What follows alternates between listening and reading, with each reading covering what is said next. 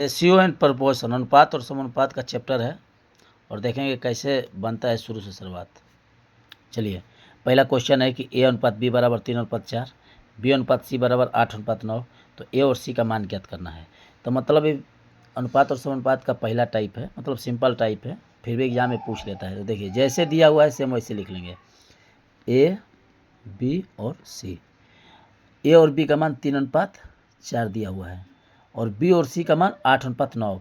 तो ए और बी का हो गया, तो बी और सी का देखेंगे। तो बी के जगह पर क्या दिया है 8 और सी के जगह पर क्या दिया हुआ है 9। अब इसके बाद जो करेंगे, सी के लाइन में देखिए सी के पास कौन सा है। इस लाइन को नहीं पकड़ना है, ऊपर वाला लाइन है तो ऊपर वाले लाइन को पकड़ना है। सी के पास कौन सा जगह है तो 4 है, तो 4 को यहाँ पे भर देंगे। और इस लाइन में ए खाली है, ए की जगह पर कौन सा है 8 है, तो 8 भर देंगे। यहाँ पे 9 नहीं होगा क्योंकि जो पास में होगा उसी को भरना है। यहाँ पे 9 होता तो 9 को भरते, लेकिन ए के पास में, इस लाइन में ए के पास में 8 है तो 8 को भर देंगे। ऊपर वाला को नहीं देखना है, नीचे वाला को देखना है। तो 8 भर दिए। अब गुणा कर देंगे, अतिरिक्त 24 और चौके 32, 4×9 36। अब पूछा क्या है क्वेश्चन में, ए और सी का मान। तो हमको बी से कोई मतलब नहीं है, तो ए और सी का मान हम लिख देंगे ए अनुपात सी। ए का मान है 24 और सी का मान है 36। 12 से कटा देंगे, 12 दूना के 24, 12 36, यानी आंसर क्या हो जाएगा सी। और इसका टाइप एक और है बनाने का, देखिए देखते हैं। लिख देंगे ए अनुपात बी अनुपात सी। उसके बाद जो दिया हुआ है उसको लिख देंगे। तो ए बी बराबर 3:4, बी सी बराबर 8:9। ठीक है।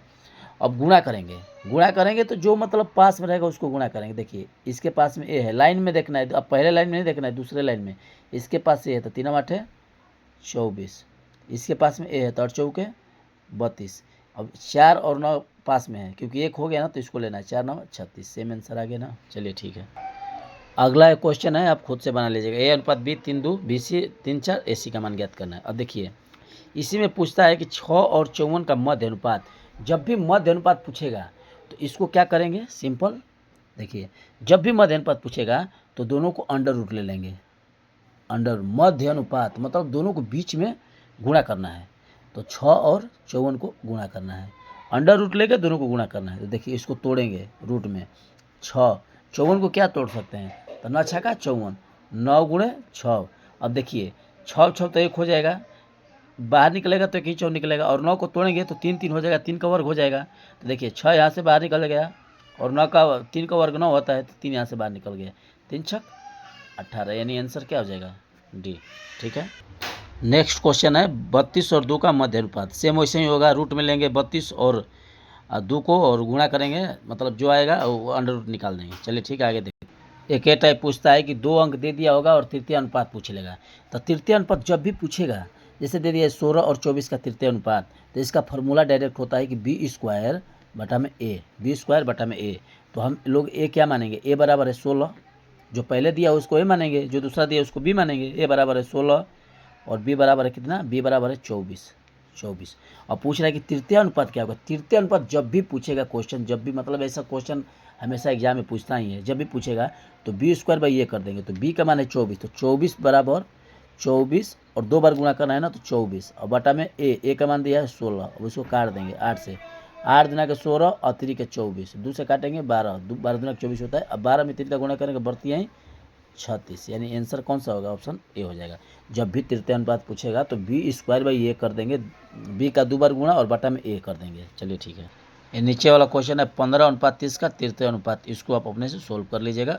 सूत्र होगा b²/a।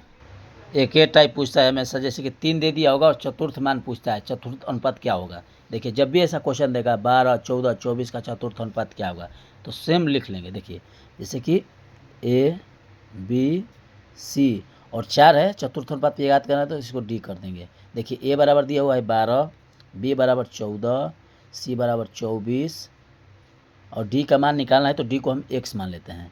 डी को x मान लिए। जब भी इस टाइप का क्वेश्चन देगा तो इसका गुणा करेंगे लास्ट वाले में। देखिए, जैसे ए वाला गुणा करेंगे इसको लास्ट वाले में, और जो बीच में है दोनों को गुणा कर देंगे अपने में। देखिए, तो दोनों बीच में है 14 और 24, तो 14 और 24 को गुणा करेंगे, 14 और 24 और बटा में इसको ले लेंगे या बराबर में ले लेंगे। तो 12×x, 12×x, तो 12 दूना के 24, तो 14 दूना के 28, यानी x बराबर कितना हो जाएगा 28। 28 हो जाएगा। जब इस टाइप का क्वेश्चन आएगा, देखिए जैसे कि 12, 14, 24 का चतुर्थ अनुपात निकालना है, तो चारों को मान लेंगे, ए बी सी डी, नहीं मानेंगे भी तो चल जाएगा, लेकिन मान लेंगे। तो ए बराबर 12 है, बी बराबर 14 है, सी बराबर 24 है, एक्स का मतलब डी का मान निकाला है, डी को हम लोग एक्स मान लिए। अब देखिए, तो इसका गुणा इसमें करेंगे, पहला का गुणा लास्ट में, कभी भी ऐसा सवाल पूछेगा तो पहला का गुणा लास्ट में और दोनों बीच वाला का गुणा अपने में कर देंगे। देखिए, तो 14 और 24 का गुणा दोनों बीच में है तो कर दिए, बराबर में 12 गुणा एक्स कर दिए, 12 दूना का 24, 14 दूना का 28 हो गया, एक्स बराबर 28 हो गया। ये जो नीचे क्वेश्चन है 2:12:3 का चतुर्थ अनुपात, तो सेम पहले वाला का लास्ट में गुणा और बीच वाले में का आपस में गुणा, इसको मतलब आप बना के आंसर बताइएगा। देखिए जैसे कि इस टाइप का एक सवाल आता है, मतलब पैसा दे दिया होगा और 3-4 आदमी दे दिया होगा और उसमें बोलेगा कि बांटने पर ए का ऐसा क्या होगा, बी का ऐसा क्या होगा, सी का ऐसा क्या होगा, मतलब जिसका भी पूछेगा उसको हम बना देंगे। देखिए जैसे दिया हुआ है कि 624 को ए बी सी को बांटने पर ए बी सी के अनुपात 1/2 अनुपात 1/3 अनुपात 1/4 है, तो सी का हिस्सा क्या होगा, यानी सी का हिस्सा ज्ञात करना है।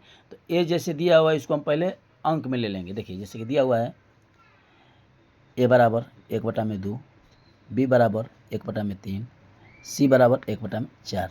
अब 1/2, 1/3, 1/4 सब कुछ भूल जाना है और नीचे वाला का एलसीएम ले लेना है। तो 2 और 3 और 4 का एलसीएम क्या होगा, 2, 3, 4 का एलसीएम लेंगे। इसमें सबसे बड़ा क्या है, 4 है, तो 4 का मतलब मल्टीपल करेंगे, 4 दूना क्या है 803 से नहीं कटेगा 12, यानी 12 हो जाएगा, इसका एलसीएम 12 हो जाएगा।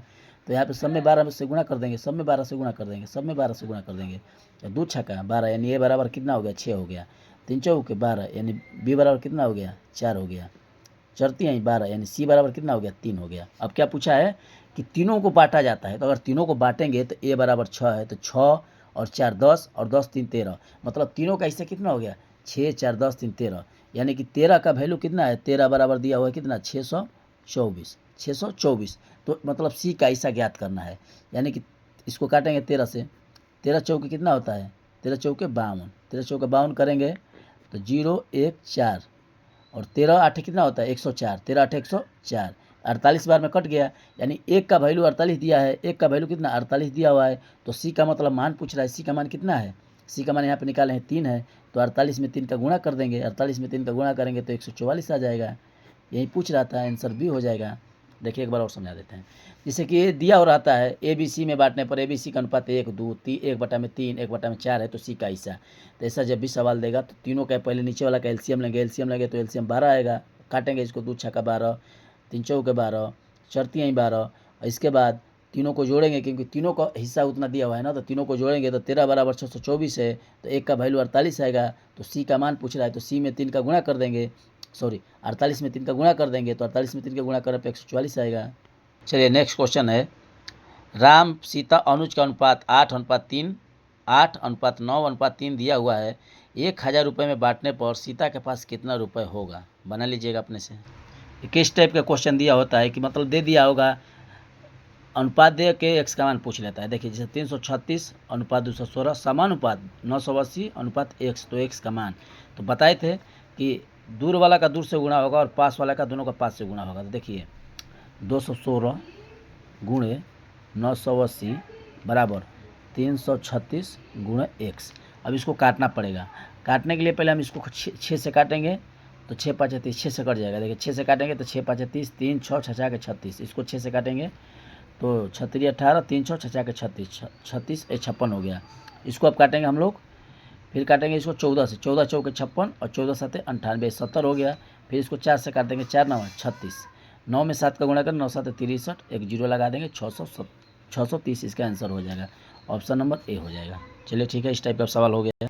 देखिए जैसे कि सिक्का वाला सवाल हमेशा पूछता है। देखिए जैसे दे दिया होगा 1 रुपये 50 पैसे तथा 25 पैसे के 378 सिक्कों के मूल्यों का अनुपात 3:11:7 है, तो इनमें से 50 पैसे के सिक्कों की संख्या ज्ञात करें। देखिए सिक्का वाला जब भी सवाल पूछेगा तो जैसे दिया है सेम लिख लेंगे। पहले देखिए दिया क्या है, 1 रुपये 50 पैसे, उसके बाद 25 पैसे के सिक्कों के मूल्यों का अनुपात कितना दिया है, 13, 11 और 7 दिया हुआ है।